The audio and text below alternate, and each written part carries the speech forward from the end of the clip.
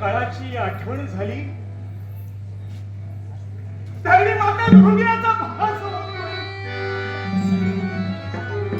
नव्हे, या माधव ब्राह्मणावरती आभाळ कोसळली का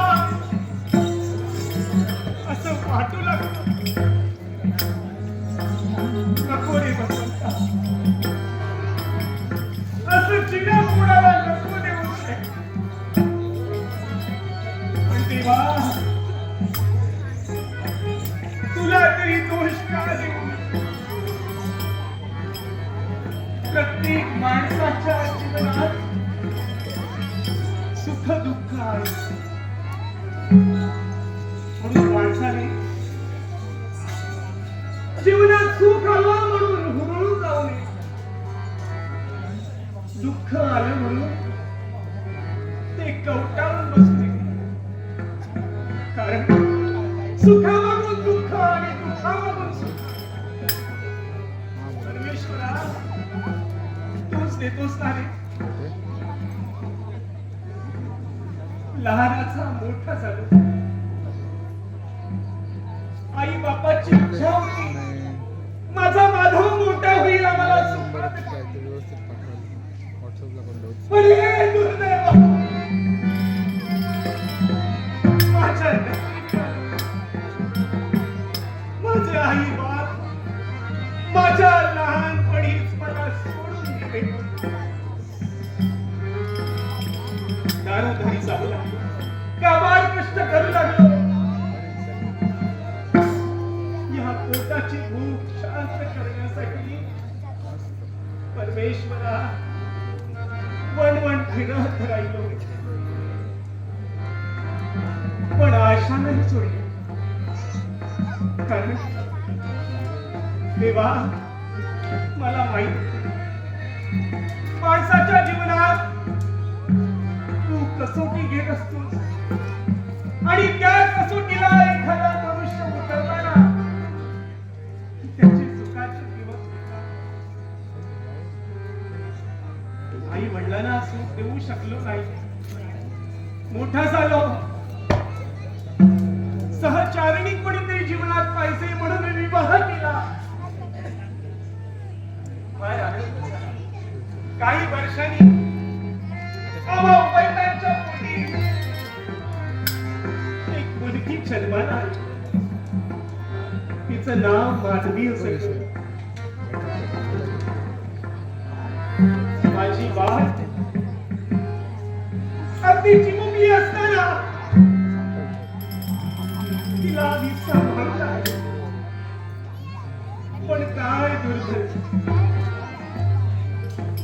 माझ्या जीवनात माझी सहचारी म्हणून आलेली माझी पत्नी लक्ष्मी तिला एकाएकी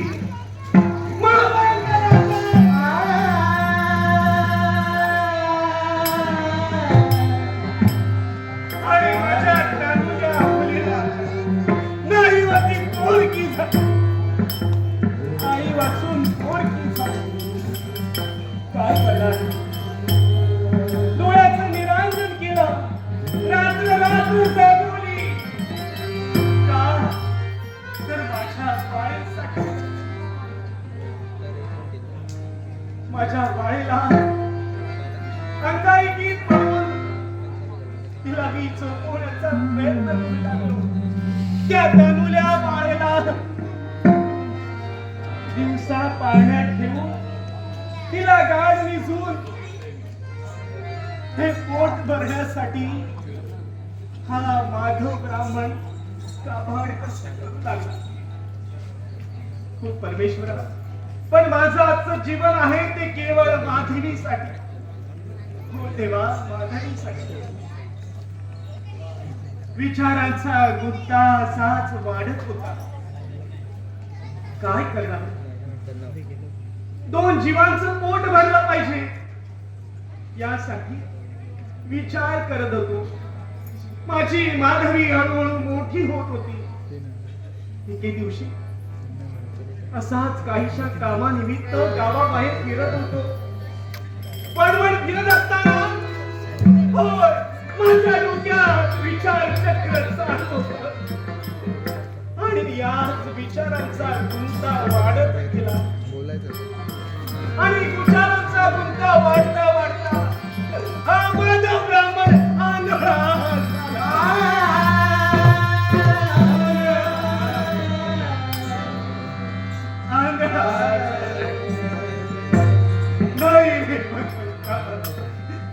अरे किती परीक्षा पाहणार आहे. तसाच मी धडपडत वाट चालू लागलो. माझ्या नित्यशा क्रमामुळे मी घरापर्यंत पोहोचू शकलो. माझी बाळ माझी वाट पाहत होती. माझ्या बाळेनं माझं स्वागत केलं. पण माझी गेलेली दृष्टी तिला समजत नव्हती. बाळेने मला प्रश्न केला, बाबा काय शोधताय? काय हरवलंय का?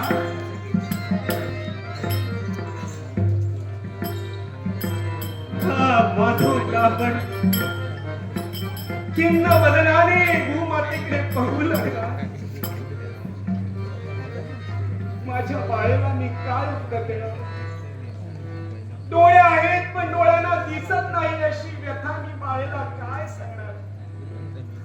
धीर केला आणि माझ्या बाळेला घडलेली सर्व हकीकत मी कथन केली. हे शब्द ऐकतात माझी बाळ माझी बाळ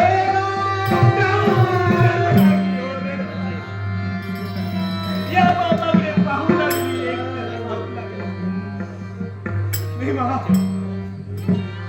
कसं तरी माझ्या बाळेला मी सांभाळलं. पण तीच माझी बाळ मोठ्या मनानं मला म्हणू लागली, बाबा तुम्ही चिंता करू नका. कारण ज्यांच्या पोटी मुलं जन्माला आली त्या मुलांचं कर्तव्य म्हणजे आई बापाचा सांभाळ करणं. तुम्ही तीळ मात्र काळजी करू नका. ही तुमची मुलगी माधवी तुमच्या हातातली काठी होईल, तुम्हाला आधार देईल. पण तुमचं जीवन दुःखमय नाही होऊ देणार. बाळेचे हे शब्द ऐकले आणि मी सुखावलो. एकसारखी माझ्यासाठी माझं पोट भरण्यासाठी का वाट कष्ट करणारी माझी मुलगी, हो माझी मुलगी कधी एकदा मला येऊन भेटेल असं झालंय. हो दुःख करून उपयोगाचं नाही. कारण भगवंता मार्ग प्रतीक्षा करतोय माझ्या मुलीची.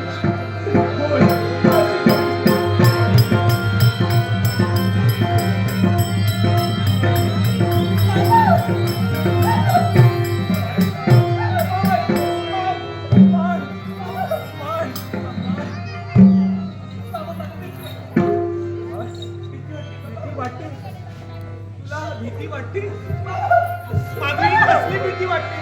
नको माधवी, घाबरू नको. हा बाप तुझा जिवंत आहे. बाळ घाबरू नकोस. बाळ माधवी घाबरू नकोस.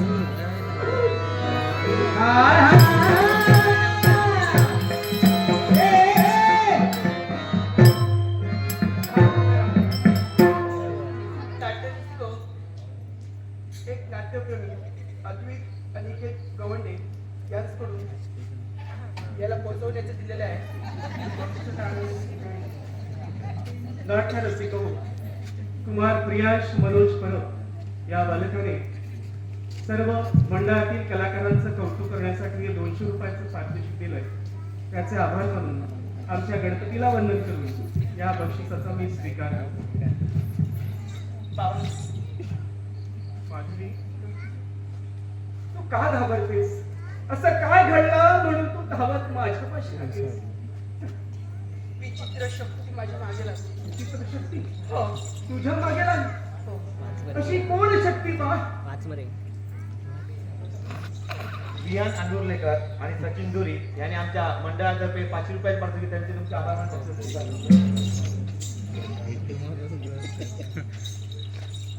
काव्या आणि खुशी परब यांनी पण आमच्या मंडळासाठी 500 रुपये त्यांचे तुमचे आभार बसत आमचे मित्र यश चव्हाण यांनी पण आमच्या मंडळासाठी 500 रुपये दिले त्यांचे तुमचे आभार बसत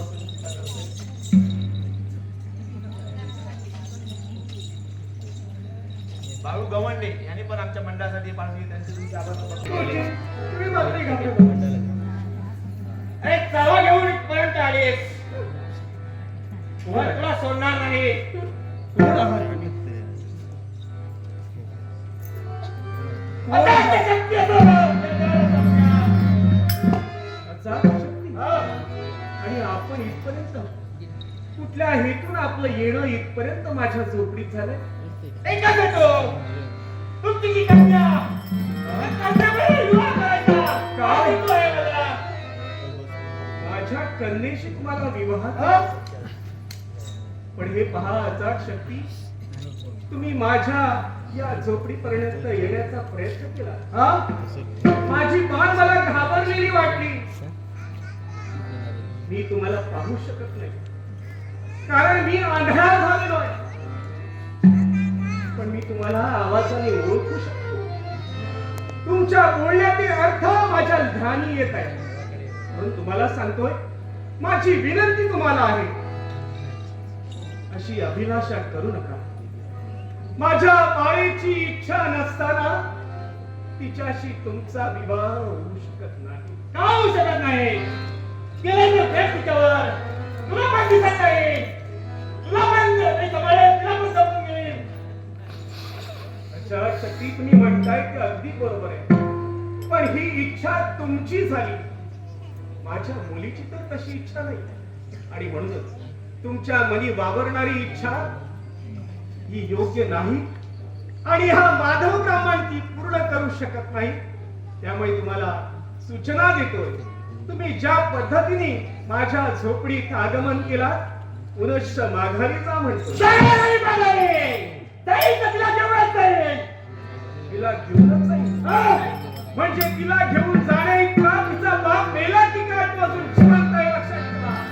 मला डोळ्याने दिसलं नाही म्हणून काय झालं, पण माझी बाळ माधवी तुझ्या हाती लागू देणार नाही. तुला सांगतोय काय ते? इथं हात मला दिले नाही, माझा प्राण गेला तरी चालेल. हे अचाट शक्ती, एक वेळ मला ठार मारलंच तरी चालेल, पण माझी बाळ तुझ्या हाती लागू देणार नाही. तुझ्या हाती लागू देणार नाही.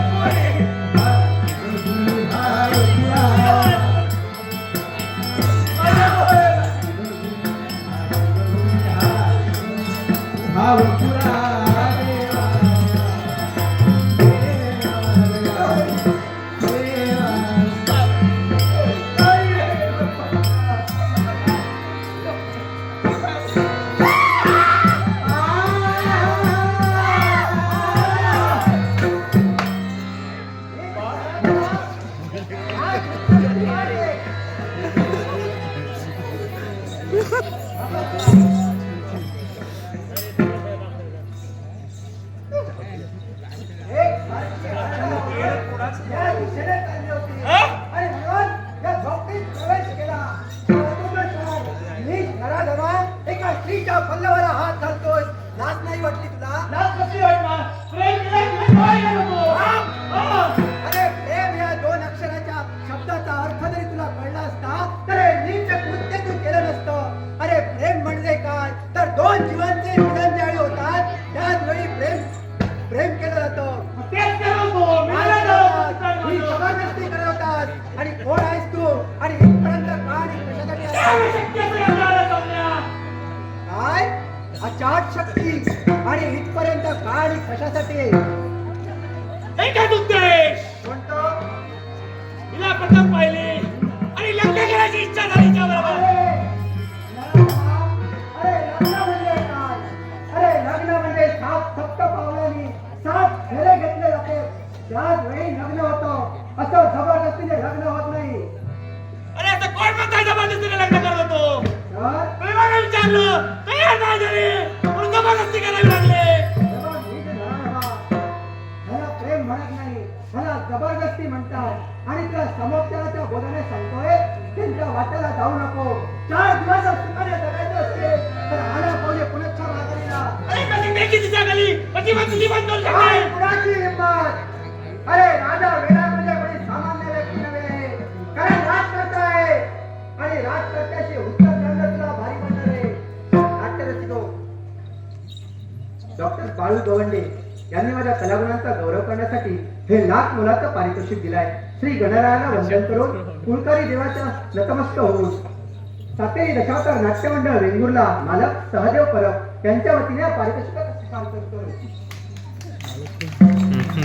अरे प्रेम या 2 अक्षराच्या शब्दाचा अर्थ जरी तुला कळला असता तर त्या स्त्रीच्या पल्लवाला तू हात घातला नाही आणि त्या अर्थी तू त्या स्त्रीच्या पल्लवाला हात घातला याचा अर्थी तू मनाला मुकणार आहे का? अरे सारे कुणाची मनाला होती? मग एवढं तुला पाहायचं